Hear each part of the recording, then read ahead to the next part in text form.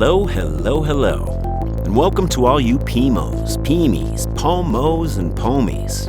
Welcome to The World, the podcast where we discuss all things related to the process of waking up, walking out, and moving on from life as a Jehovah's Witness.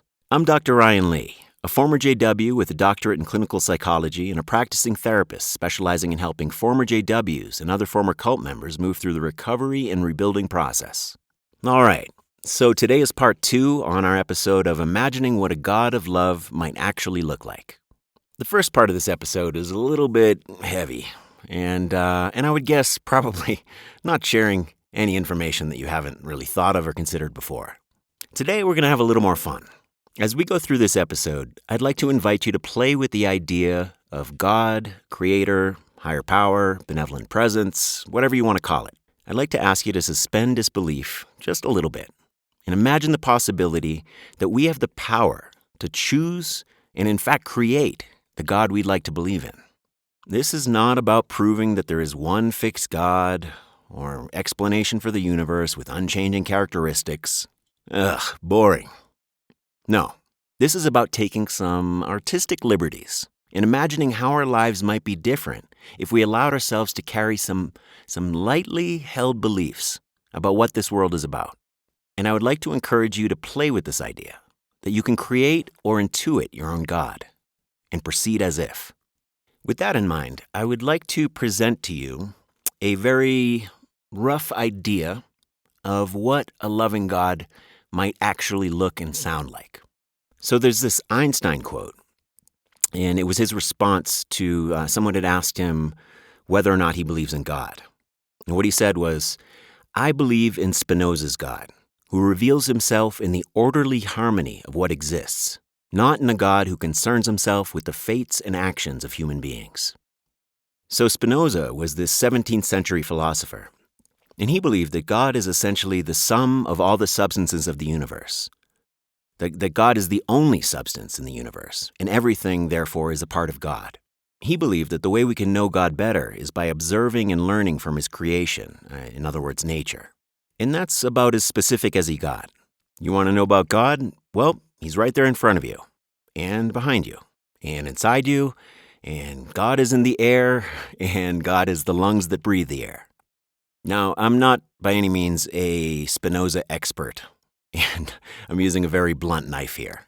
So anybody that is a Spinoza expert, well, by all means, call me out if I'm getting anything wrong. But really what I'm doing here is finding a way to wedge in this really cool passage that I found that I'd like to read to you. Now, this passage has been attributed to Spinoza, and as I was doing research for this show, it seems pretty clear that it was not written by Spinoza, and the source is apparently unknown. And you know what? I don't care. Shut up. It's beautiful. I love it. It makes me happy, and forms the basis of how I'd like to think about God. So this essay is spoken from the viewpoint of God, and to me perfectly captures what I believe a loving God would actually look and sound like. As I'm reading it, I'd like to ask you, again, to suspend disbelief just for a second, and just tune into how it would feel if you met God, and this is what he, she, it had to say to you. Okay, here goes. It starts with, "Stop praying. What I want you to do is go out into the world and enjoy your life. I want you to sing, have fun, and enjoy everything I've made for you.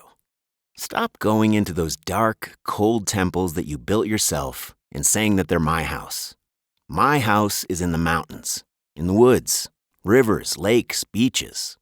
That's where I live, and that's where I express my love for you. Stop blaming me for your miserable life. I never told you there was anything wrong with you, or that you were a sinner, or that your sexuality was a bad thing. Sex is a gift I've given you, and with which you can express your love, your ecstasy, your joy. So don't blame me for everything they made you believe about me. Stop reading alleged scriptures that have nothing to do with me. If you can't read me in a sunrise, in a landscape, in the look of your friends, in your son's eyes, you'll find me in no book. Stop asking me, will you tell me how to do my job? Stop being so scared of me. I do not judge you or criticize you, nor get angry or bothered. I am pure love. Stop asking for forgiveness. There's nothing to forgive. If I made you, I filled you with passions, limitations, pleasures, feelings, needs, inconsistencies, free will. How can I blame you if you respond to something I put in you? How can I punish you for being the way you are if I'm the one that made you? Do you think I could create a place to burn all of my children who behave badly for the rest of eternity? What kind of God would do that? Listen, respect your peers and don't do what you don't want for yourself. All I ask is that you pay attention in your life. That alertness is your guide.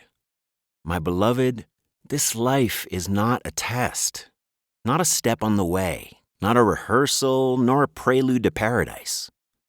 This life is the only thing here and now, and it is all you need. I have set you absolutely free. No prizes or punishments, no sins or virtues. No one carries a marker, no one keeps a record.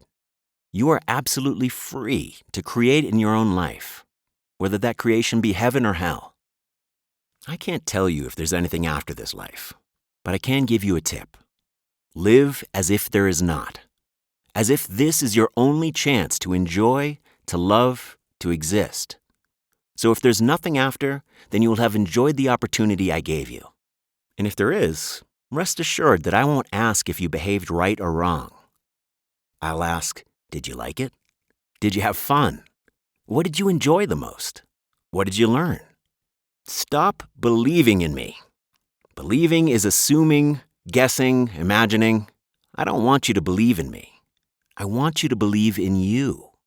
I want you to feel me when you kiss your beloved, when you tuck in your little girl, when you caress your dog, and when you bathe in the sea. Stop praising me.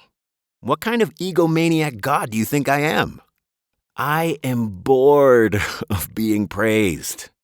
I'm tired of being thanked. Feeling grateful? Prove it by taking care of yourself, your health, your relationships, the world. Express your joy. That's the way to praise me.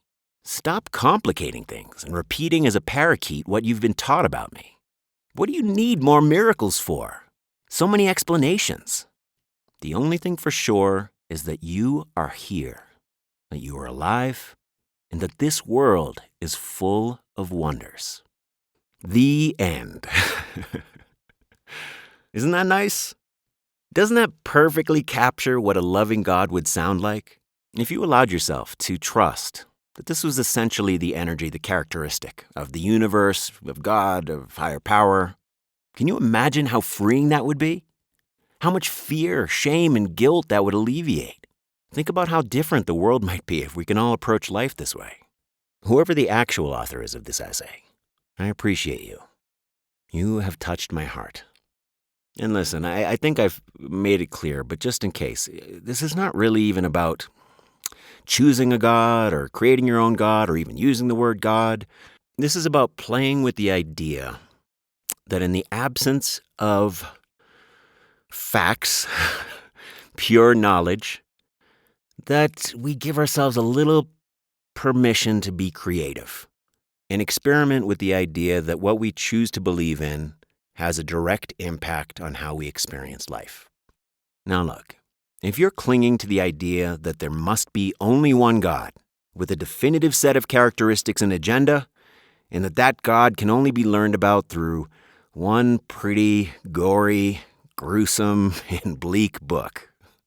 Though, I don't know, I like the Jesus stuff a little bit. But listen, I don't know what to tell you. Keep me posted on how that's working out for you. And if you can come up with definitive proof that God is more valid than any of the other hundreds of gods, you have my full attention. But until then, I am going to go with my own version of God, which in part was influenced a bit by this essay. It's a faith that I don't need to prove or disprove, one that not only makes me feel loved, but provides a worldview that makes me more loving, more kind, creates more joy, makes me a better human being. And through this lens, for me, My desire to do good doesn't come from a place of fear of punishment or a promise of reward. It's simply to cultivate love and joy for their own sake. And if I'm wrong, so be it.